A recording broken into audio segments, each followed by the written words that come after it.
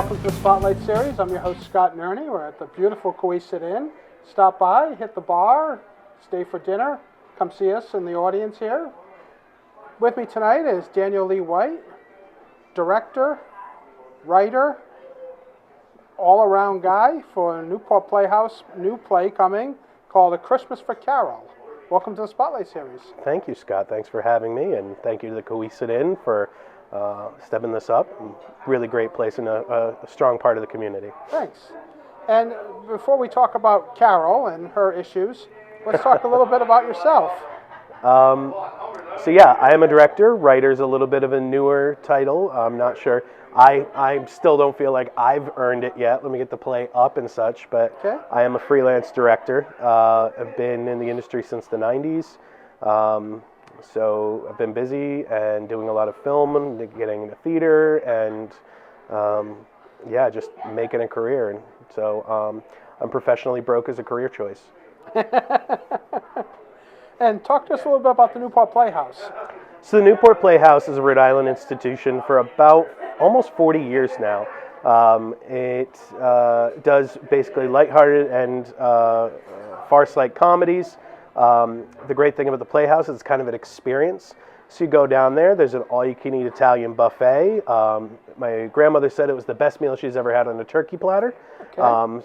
It's such a large plate, as much portions as you want. Once everyone is finished eating, they get up, they walk over to the theater, they take a seat, they enjoy the comedy. Once the whole thing's finished, they get up, the whole room's been turned over in the dining room, and they're set up for a cabaret. You know, some songs, some dances, some goofy humor, and it's like a whole experience for like 5 hours. It runs about, I think the price is about $75-$80. I don't know the exact prices, but if you went to newportplayhouse.com, you could look up what the prices are. And plus, I don't know if somebody's watching this, 2 years from now, and those aren't the prices anymore. It could be. In the fifth run of A Christmas for Carol. Hey, that would be amazing. It would. We'll see if anybody likes it on day one. So talk to us, is this the first thing that you've done at Newport Playhouse? No, so I've been there for about 8 years, directing shows. The Playhouse kind of becomes like a family. It's got a very good family vibe. When you're in, you kind of become part of that team. Everybody's taken care of and respected, and it's a really great place to work.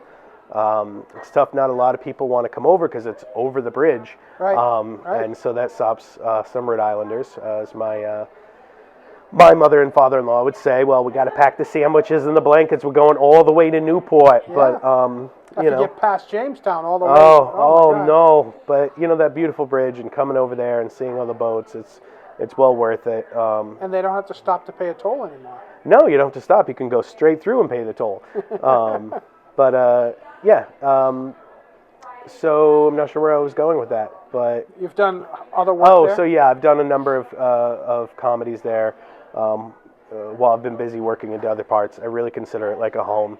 I am currently getting my MFA, and one of the things I had was a writing class, and so I gave it a shot at a farce, and it was really coming out really well. And did some readings of it, did some work on it, approved. It looks like it was going well. Decided we're going to premiere it at the Playhouse.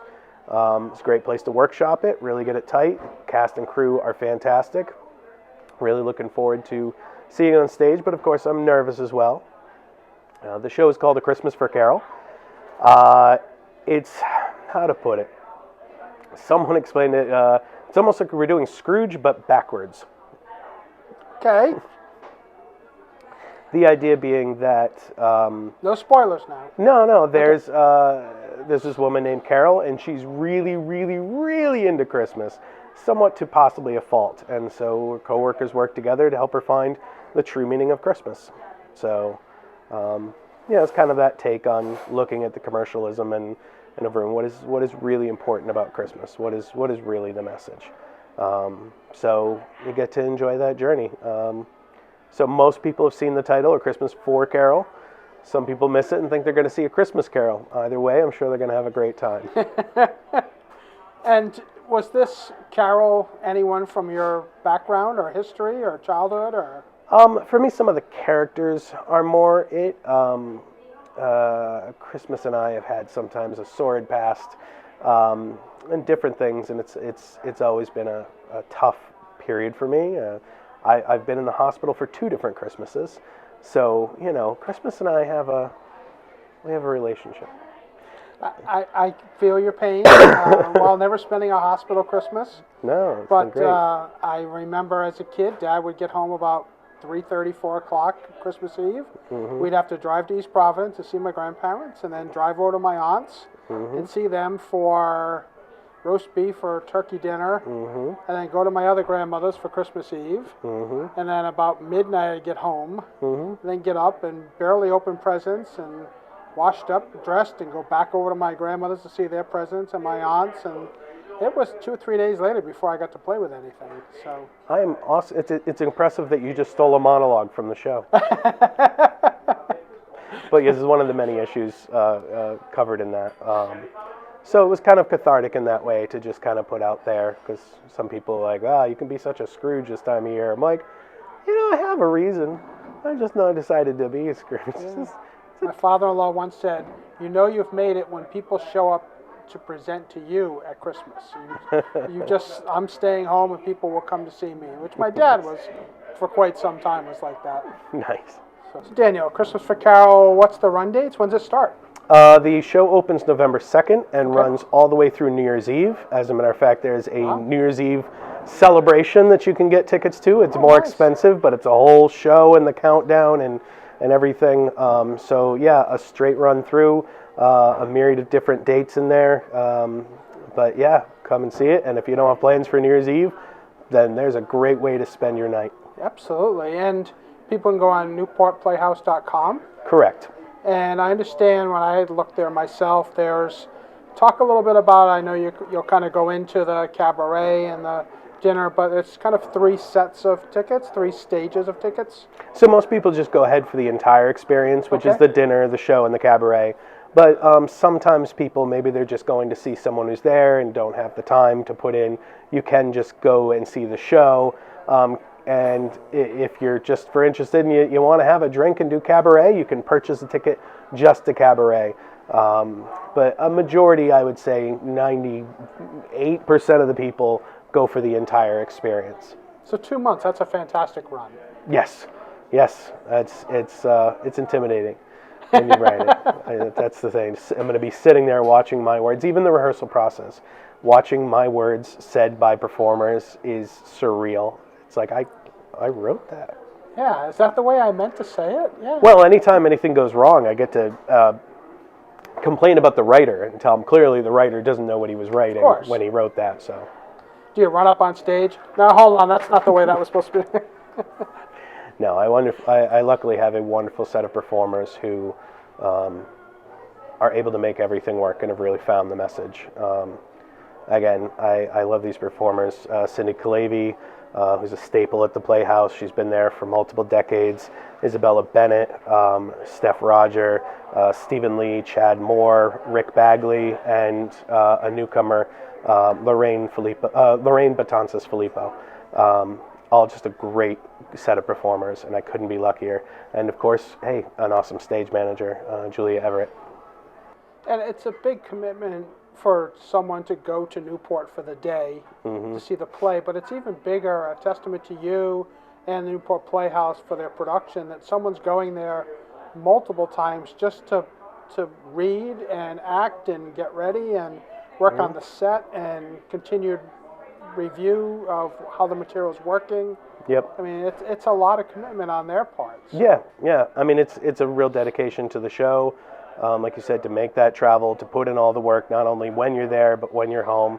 Thankfully, the Playhouse is a paid opportunity. It's not a community theater type element. You're coming down there, you're getting paid. And one of the advantages as well of that buffet is during shows, as Jonathan said, no artist is starving in his group, because everyone who works there gets to eat as well. So you got that full buffet. So like I said, everybody's taking care of like family there. So there is at least that element, but it's tough being an actor. It's tough working multiple jobs. The Playhouse actually does a majority of their shows during the week, during the day. They do a lot of the bus tours and a lot of the Newport tourists, and it's actually some of their biggest shows. It's really surprising that Friday and Saturday nights are some of the smaller nights at the Playhouse, if you can believe it. But 165-seat theater, they're regularly sold out. Speaking of, if people are looking for tickets to A Christmas Carol, I just saw the numbers today. I strongly recommend they purchase them as soon as they can. Good. Because there are a number of shows that are already sold out. Oh, good. That's great. Yeah, it's weird being a writer and seeing a show you wrote that no one's seen before that already has dates sold out. And I'm like, I don't think they know what this is. But just think, you can go home and at dinner you can say, honey, I've got a sold-out run. 3 days out of 7 next week. I mean, who can say that? Not many. Yeah. No. For a show no one's seen. It's not like you're putting on Phantom or actual Scrooge. Yeah. I also luck out because the Playhouse has a draw of quality entertainment. So, and like I said, I've got those actors there. They're putting in a ton of work, and I'm thrilled with the work that they're putting towards their production. And it's got to be difficult, I would only imagine, that while you're putting this on, you're already looking at what's next, or trying to write something else, or the actresses and actors are kind of thinking about what I'm studying for the next show, because the show goes on. After this closes, another one starts. Yep, the Playhouse is like that. It's one show after another, 7 shows in a season. It's not like a community where you rehearse and you do 6 shows. These guys rehearse and they do 30 to 50 shows in a 6-week run. So it is very much, okay, turn on to the next one. This is not a cast party type of environment, because most of it's like a cast party. Now I'm busy working on the next show. I don't have time to party, and so we work on that. Does that help to do a lot of shows so people don't get rusty? You kind of get used to the flow? Some people kind of treat it like their job. And so it is kind of nice. It's a lot of work, though, because you're trying to memorize lines for one show while you're in another. So it can be a lot on the brain. And then, of course, I have my stage manager, Julie Everett, and she is trying to balance both those shows. She's running this show and prepping that one and has to prepare for the breakdown of the next one. And stage managers are a godsend, as they say. If Shakespeare's If All the World's a Stage, then the stage manager must be God, because somehow they keep it all working. The directing is fun and all, but the end of the rehearsal period, I literally turn to Julia and I'm like, here's your show. Keep it looking good. And I'll come in and check in occasionally, but the show is hers. And she's got to run that one while we prep the next one. So she's doing a show, then she's at rehearsal, and then vice versa. And yeah, always give a lot of love to the stage managers. Yesterday was International Stage Manager Day, Appreciation Day. So I didn't know that was a thing, but someone told me, and I went, oh. It's a thing now, huh? It's a thing now, yes. Wow. Yeah. Shout out to Julia. Yes. Great. If I was to ask, what's your favorite line in the play?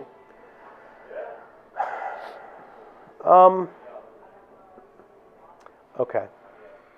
So there are a few of my own gripes in there. I have things that bother me, and one of which is people who say chai tea, because the word chai means tea. Okay. So the line is, when you say chai tea, you're just basically saying tea, like some basic B. And so I like to kind of play with that. One of the other actors' favorite lines right now is, nostalgia is just peer pressure from dead people. I love that. Yeah. So, everybody will have their favorites, and they'll see. But I definitely have a few of my little, grinds my gears. Well, you wrote it. You're allowed. Now, this was something you submitted for school? Yep. So there was a writers group workshop, and so, yeah, we write and we bounce them off people, and I'm in another one right now. I'm working a farce about a retirement home, about some senior citizens trying to escape from their retirement home. So retirement, like kind of assisted living-ish type retirement home? Or? Yeah, like the type of facility that they're kind of packed in there a little tight and stuff. And I'll have to pay attention. Being a retiree, someday I may end up there. Definitely. But it's, I believe the working title right now is Two Old Birds Want to Fly. And says to 2 elderly women who are like, we've had it. Our family comes in, they say hi for Thanksgiving, and they get up and they take off, and we're left with this styrofoam plate of food. no, we're not going to just sit here anymore. We're not going to let it take us. And so they're working towards escaping. That's Nice. as much as I can say right now. No, Not because it's as much as I have written. Well, sometimes we like to end our interviews, and I'm going to have to subject you to this, a little thought back to James Lipton and how he did a lot of his interviews. So I would ask, what's your favorite word? Defenestrate. Can you use that in a sentence? If someone was to agitate me, it is possible they may be defenestrated. Okay. Ready? The act of throwing something or someone out a window, to defenestrate. So, what noise or sound do you love? Do I love noise or sound? I'm partially deaf in one ear, so to be honest, no, it sounds...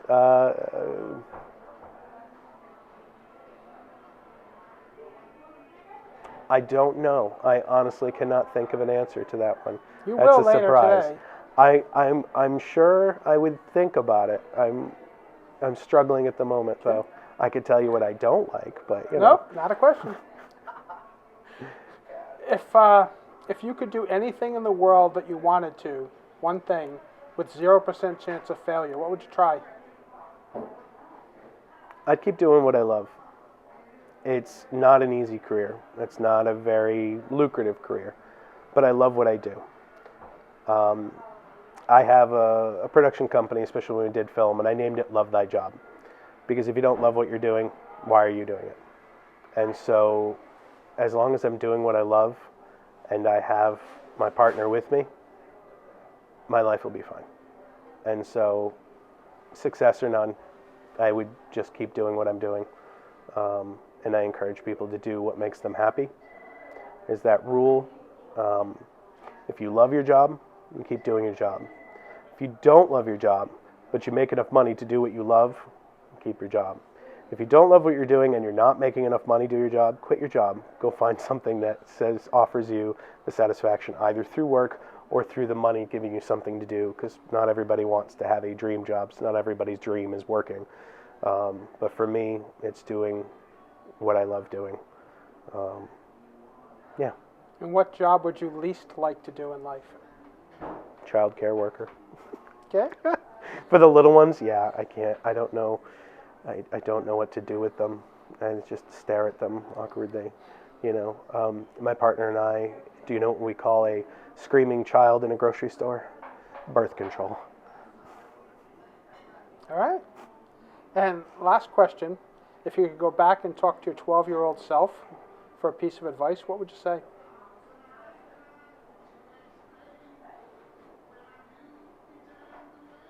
It's going to be okay. This too shall pass. All right. Daniel Lee White, A Christmas for Carol, Newport Playhouse. Get your tickets soon if you're seeing this, because I hear from a very good source, tickets are going fast. Thank you very much for coming on the Spotlight Series. Thank you, wish you a Scott. lot of great luck with this and everything you're doing there. Thank you. Thank you, Scott, and thank you to Coesit, of course.